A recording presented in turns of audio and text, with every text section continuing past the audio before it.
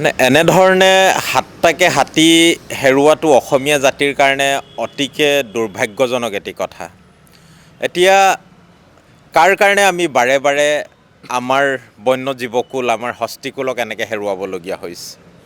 এটা ব্যাগুম বন বিভাগ আছে, এটা ৰেলৱে বিভাগ আছে, অত্যাধুনিক এটা ৰেলৱে বিভাগ থকাৰ পাছত সাধাৰণ হাতী এজাক ট্ৰেক কৰিব নোৱাৰা। যি সময়ত এতিয়া খেতি পথাৰ ধান কটাৰ সময়, সমগ্ৰ অসমবাসীয়ে জানে যে চাৰিওফালে বন্য হস্তি ওলাই উপদ্ৰৱ হয়। আৰু তাত নগাঁৱৰ ৱাইল্ড লাইফ ডিভিজন আছে বা কামপুৰৰ সেই ফৰেষ্ট ডিভিজন আছে, এই সকলোবোৰ মানুহ কি শুই আছে নেকি সিহঁতি? যিটো মুহূৰ্তত তেখেতসকলে নিজৰ দায়িত্ব পালন কৰিব লাগে।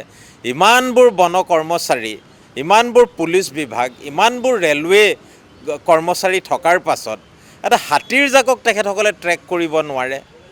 আৰু এয়া প্ৰথম ঘটনা নহয়, সকলোৰে মনত আছে, এতিয়াও আমি পাহৰি যোৱা নাই। মিকিৰ বামুণী পাহাৰত প্ৰায় 20টাকে হাতী আমাৰ মৰিছিল। তাৰ অলপ দিন আগত আমাৰ সেই একেই ট্ৰেইন ট্ৰেকতে 5টাকে হাতী 2015-16 চনত মৃত্যুবৰণ, ট্ৰেইনৰ খুন্দাতে মৰিছিল। তাৰপিছতো কোনো ধৰণৰ কিয় এইখন চৰকাৰে পদক্ষেপ লোৱা নাই?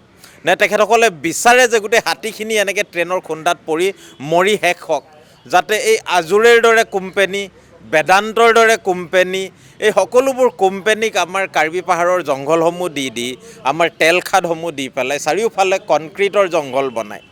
এতিয়া এইবোৰ বনাই আমাৰ সম্পূৰ্ণৰূপে হাতী, জীৱকুল আৰু তাৰ থকা মানুহখিনিক ধ্বংস কৰাৰ এটা পৰিকল্পনা কৰিছে।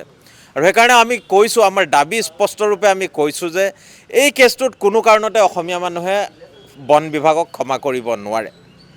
যিজন আমাৰ বনমন্ত্ৰী আছে, তেখেতৰ আৰু বিফলতাৰ কিমান প্ৰমাণ লাগিব?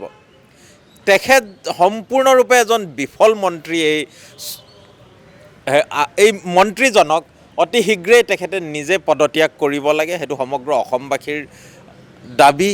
লগতে অতি পঞ্চতৰ্কা হোটেল, আমুক তামুক চাৰিওফালে বহি পেলাই যিবোৰ আমাৰ MK যাদৱৰ পৰা ধৰি যিখিনি PCCF আছে, আমাৰ বনাঞ্চলসমূহ বিক্ৰী কৰিবলৈ তেখেতসকলৰ অকণো সময় নালাগে। কিন্তু হাতীৰ সুৰক্ষাৰ কাৰণে, বাঘৰ সুৰক্ষাৰ কাৰণে তেখেতসকল সম্পূৰ্ণৰূপে নিমাত। এই MK যাদৱৰ দৰে মানুহৰ ওপৰত তদন্ত হ'ব লাগে। আমাৰ নগাঁও ডিভিজনৰ যিজন DFO আছে আৰু যিজন ৰেঞ্জাৰ ইয়াৰ বাবে জগৰীয়া, এই দুয়োজনে এৰেষ্ট হ'ব লাগে, কাৰণ এয়া মাৰ্ডাৰ কেছ হয়।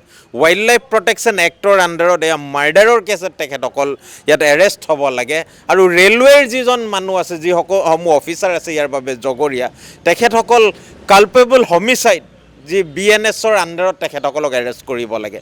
অসম চৰকাৰে এই সততা দেখুৱাব লাগিব। অকল মানুহৰ ওপৰত, খেতি কৰি খোৱা মানুহৰ ওপৰত বলপূৰ্বকভাৱে সকলোবোৰ দায়িত্ব জগৰ জাপি দি পেলাই যিসমূহ কোম্পেনী আছে, যিসমূহ অকৰ্মণ্য যিসমূহ আমাৰ অফিচাৰ আছে, এইসকলক ৰক্ষণাবেক্ষণ দিলে নহ'ব। আমি এইসমূহ দাবী কৰিছোঁ যে ইয়াৰ এটা উচ্চস্তৰীয় তদন্ত হ'ব লাগিব। Scientific wild life institute of India হওক, এই মুহূৰ্তত WWF, অৰণ্যকৰ দৰে সংগঠন কিয় চুপ? তেখেতসকলে সেই ডিমাৰ্কেট কৰি থৈছে সেই লাইনটো, যে এটা ৱাইল্ড লাইফ এলিফেণ্ট কৰিডৰ হয় বুলি সেই অঞ্চলটো। মানে কাজিৰঙাৰ পৰা ধৰি সেইটো গ্ৰেটাৰ কাজিৰঙা লেণ্ডস্কেপ হিচাপে ডিমাৰ্কেট ৰিপৰ্ট কৰি ডাঙৰ ডাঙৰ ৰিপৰ্ট তেখেতসকলে তৈয়াৰী কৰিছে। এই মুহূৰ্তত কিন্তু তেখেতসকলৰ মুখত এষাৰো মাত নাই। সেইকাৰণে সকলো এই কৰ্তৃপক্ষসকলে দায়িত্ব বহন কৰিব লাগিব আৰু ইয়াৰ উচিত তদন্ত আৰু উচিত ন্যায় অসমবাসী ৰাইজে পাব লাগিব।